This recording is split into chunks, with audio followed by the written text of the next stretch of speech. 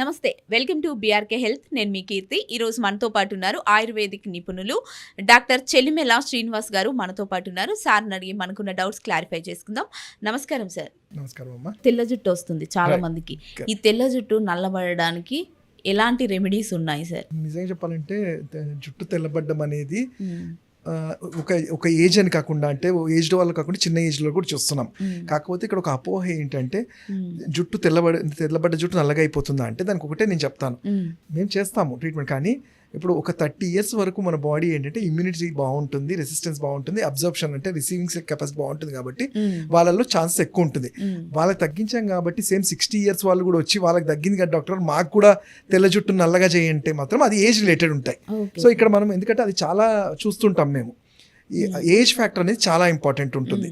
చిన్న పిల్లల్లో ఏంటంటే దానికి కారణాలు చూసుకుంటే ఫస్ట్ అసలు ఎందుకు జుట్టు కదలబడుతుంది అంటే తీసుకునే పోషకాహారాలు మనం చూసుకుంటే వాళ్ళు రొటీన్గా ఏదో హరిబరిలో ఫుడ్ అనేది అంటే దానికి కావాల్సిన కాల్షియం ప్యాంటోనిట్స్ కానివ్వండి, కావాల్సిన మెల్నోసైట్స్ కానివ్వండి, కావాల్సిన విటమిన్స్ అనేవి రీచ్ అవ్వవు. సో ఇవి రీచ్ అవ్వనప్పుడు ఏంటంటే జుట్టులో ఉండే మెల్నోసైట్స్ అంటే ఎందుకు తెల్లబడుతుంది అంటే మన హైపోథాలమస్ అనేది స్కాల్ప్లో అది 100 degrees అంటే శరీరానికి కన్నా ఎక్కువ డిగ్రీస్ అది ఉంటుంది, బాడీ కన్నా 1-2 degrees ఎక్కువే ఉంటుంది.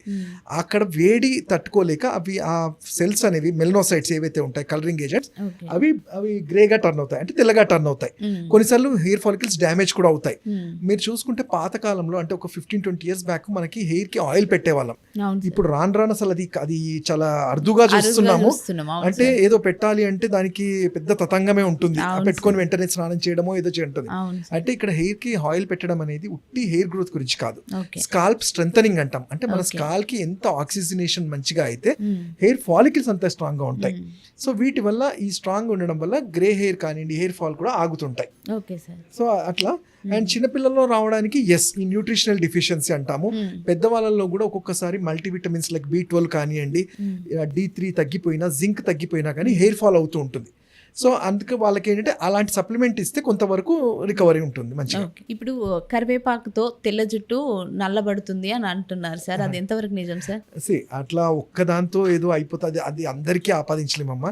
కొన్ని కేసెస్లో ఏమన్నా దాని ఉండే యాక్టివ్ ఇంగ్రీడియంట్ వల్ల ఏమన్నా అయి ఉండొచ్చు, కానీ జనరల్గా అలా ఉట్టి కరివేపాకుతో జుట్టు తెలపడం ఉండదు. ఎందుకంటే ఇది లోపల నుంచి కూడా కలరింగ్ ఏజెంట్ అంటాం. మన మెల్నోసైట్స్ ని, మన బాడీలో మెల్నోసైట్స్ ని అబ్జర్వ్ చేసుకునేది కావాలి, దాన్ని పిగ్మెంట్స్ అంటాం. అలానే మనం కంప్లీట్ స్ట్రక్చర్ అంటాం. హెయిర్ స్ట్రక్చర్ మీరు చూసుకుంటే ఆయుర్వేదంలో మేము త్రిమలాస్ అంటాం. అంటే మన బాడీలో వేస్ట్ లో నుంచి కూడా వచ్చే కొన్ని మంచివి గోర్లు, జుట్టు అంటాం. సో వీటికి కావాల్సిన న్యూట్రియంట్స్ ఉండి వాటిని స్కాల్ప్ కేర్ తీసుకుంటేనే అది అవుతుంది. కాకపోతే కొన్ని చిట్కాలు మీరు అన్నట్టు ఇప్పుడు కరివేపాకు అని కాకుండా కలరింగ్ ఇచ్చేవి మన బాడీకి అబ్జర్వ్ చేసేది అంటే మెంతి కూర అంటాం, హైబిస్కస్ మనకు అందరికి తెలిసింది మందారాకు. వీటిని ఏంటంటే పేస్ట్ లాగా చేసి వారంలో ఒకసారి హెయిర్ ప్యాక్ అంటే ఆయిల్ అప్లై చేసుకొని హెయిర్ ప్యాక్ వేయడం వల్ల కొంత కలరింగ్ ఏజెంట్ లాగా వెళ్ళిపోతుంది. అలానే చాలా మటుకు చేసుకోగలిగితే మనము కొబ్బరి చిప్ప అంటాం కదా, దాన్ని బర్న్ చేసుకొని దాంతో వచ్చే భస్మం లాంటిది కూడా ఆయిల్లో పెట్టి దాన్ని కొంచెం కలరింగ్ లాగా వేసుకుంటే అట్లీస్ట్ టెంపరీ ఈ మార్కెట్ లో దొరికే కెమికల్ బేస్డ్ హెయిర్ డైస్ కన్నా ఇవి కొంత బెటర్ గా ఉంటాయి. ఎందుకంటే వీటికి శాశ్వతంగా అని చెప్పలేం, కానీ వాటికన్నా ఆ కెమికల్ బేస్డ్ లేకుండా ఇవి చాలా హెల్ప్ఫుల్ గా ఉంటాయి. అండ్ ఇంకో మంచి చిట్కా, ఇది జనరల్ గా 6 years నుంచి 30 years వాళ్ళు చేసేది గ్రే హెయిర్ కి కానీ హెయిర్ ఫాల్ కి ఏంటంటే నస్యకర్మ అంటాము. అంటే నస్యకర్మ అంటే మనకి ఇంట్లో దొరికే ఆవు నెయ్యి సింపుల్ రోజు పొద్దున బ్రష్ చేయగానే ఈ ముక్కులో 4 చుక్కలు, ఈ ముక్కులో 4 చుక్కలు వేసుకోవడం వల్ల ఎందుకు చెక్కులు వేస్తే జుట్టు తెల్లపడిపోతుందా అంటే ఇది గేట్ వే ఫర్ దీనికి, మన బ్రెయిన్ కి గేట్ వే. అంటే మీరు చూస్తే చాలా మటు వినుంటారు ప్రాణాయామం చేస్తే 1000 జబ్బులు తగ్గుతాయని. అది నిజం. ఎందుకంటే ప్రాణాయామం చేయటం వల్ల అంటే ఏవైతే డ్రాప్స్ వేస్తామో మన స్కాల్ప్ కి ఆక్సిజనేషన్ పెరుగుతుంది. ఆక్సిజనేషన్ పెరగడం వల్ల అక్కడ ఆగిపోయిన ప్రక్రియ ఏదైతే ఉందో అది ఫాస్టింగ్ చేయడానికి హెల్ప్ అవుతుంది.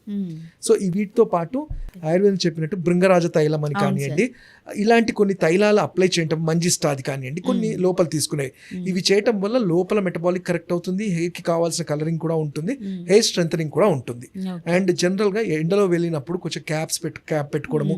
అండ్ నా సజెషన్ అంటే హెయిర్ ఆయిల్ అనేది మనం రెగ్యులర్ గా యూజ్ చేయాలి. నాట్ ఓన్లీ అంటే ఉట్టి హెయిర్ గ్రోత్ అని కాదు, స్కాల్ప్ మనము చూస్తే ఇప్పుడున్న జనరేషన్ లో మీరు చూస్తే ప్రతి ఒక్కరికి బీపీ, కోపాలు, టెన్షన్ అంటాం. అంటే మీరు చూడండి 25 నుంచి 30 years వరకు వాళ్ళ హిస్టరీ తీసుకుంటే, మేము డాక్టర్స్ కాబట్టి వాళ్ళ హిస్టరీ తీసుకుంటే ఎవరో ఆయిల్ పెట్టరు. అవును. అంటే దాని వల్లనే బీపీలు పెరుగుతున్నాయని కాదు, కానీ ఇంతకు ముందు ఏంటంటే దానివల్ల స్కాల్ప్ కొంచెం చల్లబడ్డం వల్ల అవును. మన ఆలోచనలో కూడా చేంజెస్ ఉంటాయి. చేంజెస్ ఉంటాయి. సో అందుకనే ఆయిలేషన్ అనేది అంత ఇంపార్టెన్స్ ఇస్తాం. ఆల్రెడీ చిన్న పిల్లలకు వస్తుంది, వైట్ హెయిర్ కూడా వస్తుంది అని అన్నారు.